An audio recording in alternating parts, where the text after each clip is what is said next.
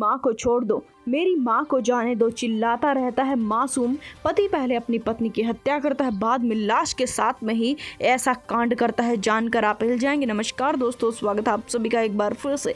बड़ी वारदात निकलकर सामने आ रही है, जहां पर पुलिस को एक जानकारी मिलती है। जानकारी के तुरंत बाद ही पुलिस मौके वारदात पर पहुंचती है। वहां पर जाने के बाद में पता लगता है कि 2006 में नूरसराय थाना क्षेत्र में झामा 12 गाँव की निवासी संगीता देवी की शादी हुई थी नीतीश कुमार के साथ में। और शादी के बाद में पति और पत्नी के बीच में काफी अच्छे रिश्ते थे, कभी कोई अनबन नहीं हुआ करती थी। वह अचानक से ही कैसे गायब हो गई। जब इस संबंध में पुलिस उसके बच्चे से पूछताछ करने लगती है। उसके 2 बच्चे बताए जा रहे हैं, एक की उम्र 15 साल और छोटे वाले बच्चे की उम्र 10 साल बताई जा रही है। तो 10 साल का जो बच्चा था वह कुछ भी नहीं बोल रहा था। 15 साल का बच्चा उस समय पर घर पर नहीं था जिस समय पर उसकी माँ गायब हुई, जिसके बाद में 10 साल का बच्चा बस रोए जा रहा था, सहमा हुआ था। एक बार पुलिस की तरफ देख रहा था और फिर से रोने लग जाता था। पुलिस समझ जाती है कि बच्चा कुछ ठीक हालात में नहीं है। बच्चे से अब ज्यादा पूछताछ नहीं की जा रही थी।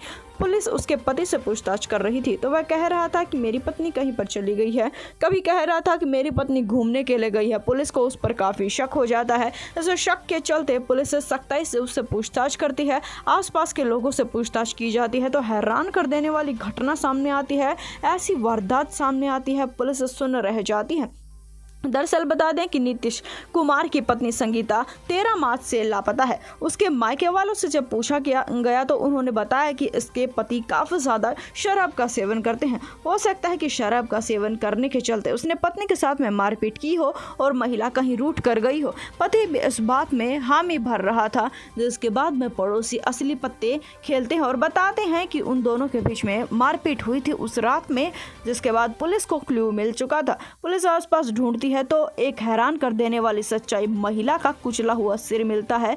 बिन मांस का 2 पैर, हाथ और धड़ हिस्सा बरामद होता है तो हर कोई सुन्न रह जाता है। इस मामले में ग्रामीण ये आशंका जताते हैं कि जो शव है उसको कुत्तों के सामने डाल दिया गया था और कुत्तों ने उसे खाया, इस वजह से शव की ऐसी हालात हो चुकी है। के बाद एक 50 और 100 मीटर की दूरी पर ये मिले। पुलिस काफी हैरान थी, पर ये टुकड़े भी पर्याप्त नहीं थे। ऐसा लग रहा था कि टुकड़े और भी ज्यादा हुए हैं, जिसके चलते इसको भेज दिया जाता है जांच के लिए। अभी तक पुलिस ये भी नहीं बता पा रही है कि ये टुकड़े शरीर के किस हिस्से के हैं, किस अंग के हैं। इस मामले में पूछताछ की जा रही है। उसी समय पर नीतीश कुमार ने अपनी पत्नी की हत्या घर में ही की है, कुल्हाड़ी से काट कर की है, ये पुलिस को पता लगता है। गवाह खुद उसका पुत्र प्रिंस कुमार ही था। वह बच्चा जो काफी रो रहा था, पूरी सच्चाई पुलिस को बताता है। वह कहता है कि वह काफी समय से सदमे में था। वह बताता है कि मां की हत्या रात के समय पर की गई थी और उस समय पर मैं घर में ही मौजूद था। घटना के संबंध में वह सारी हैरान कर देने वाली सच्चाई बताता है कि पहले मेरे सामने पिता ने मां की हत्या की थी।